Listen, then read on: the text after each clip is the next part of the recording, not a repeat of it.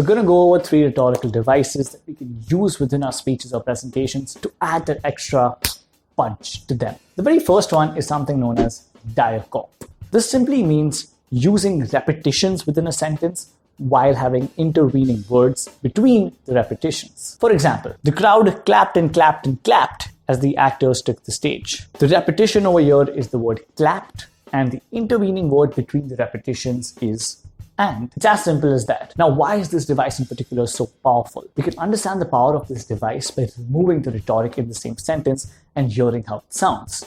For instance, the same sentence without Diacope would become, the crowd clapped as the actors took the stage. Now, while it's good to understand what rhetorical devices are and how you can use them in a speech, it's important to understand why they are actually useful within a presentation. It all falls down to a simple question. What emotion do we want to evoke from the audience? When we look at it that way, we can really start to understand what device to use where to evoke a particular emotion. Let's go back to our example. The crowd clapped and clapped and clapped as the actors took the stage. We can assume that the emotion the speaker wants to evoke from the audience is one of awe for these actors. Keeping that in mind, that's the emotion we're going to evoke from the audience. By simply saying the sentence, the crowd clapped as the actors took the stage, sounds normal.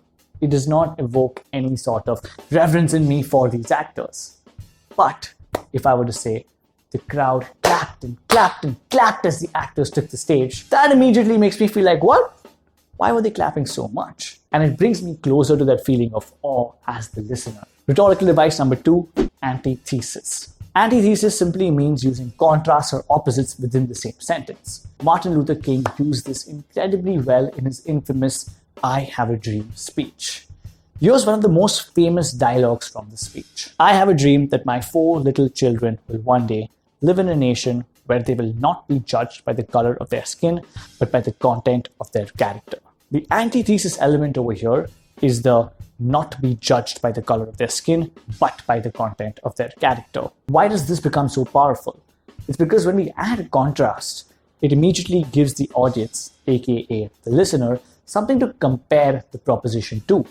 For instance, if we were to remove antithesis from this particular sentence, it would become, I have a dream that my 4 little children will one day live in a nation where they will be judged by the content of their character. And again, by removing antithesis, the weight of the sentence just tends to fall. The next time we're writing a speech or a presentation, if we can ask ourselves, what type of contrast can we draw within a sentence to make it more clear to the audience what our proposition is, it'll help make those phrases that much more powerful. And the last rhetorical device is something called chiasmus. This basically means taking a phrase and inverting that phrase within the same sentence. An example of this is, let us never negotiate out of fear, but let us never fear to negotiate.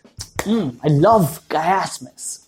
Another great example of this is from one of my favorite movies, Fight Club. This is where 2 of the main characters, Brad Pitt and Edward Norton, are having a conversation in this bar. And at one point in time, Brad Pitt looks at Edward Norton and says, the things you own end up owning you.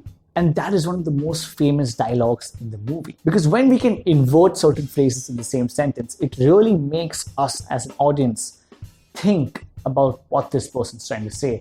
And it adds an amazing level of philosophy in an otherwise simple sentence. And that's about it.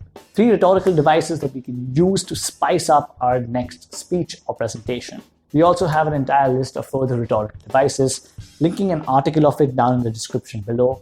Feel free to check it out. Now, while understanding how important rhetorical devices can be, what comes even before that is understanding different storytelling approaches we can use to structure our speeches or presentations. We go in depth into that topic in this video right here. Check it out.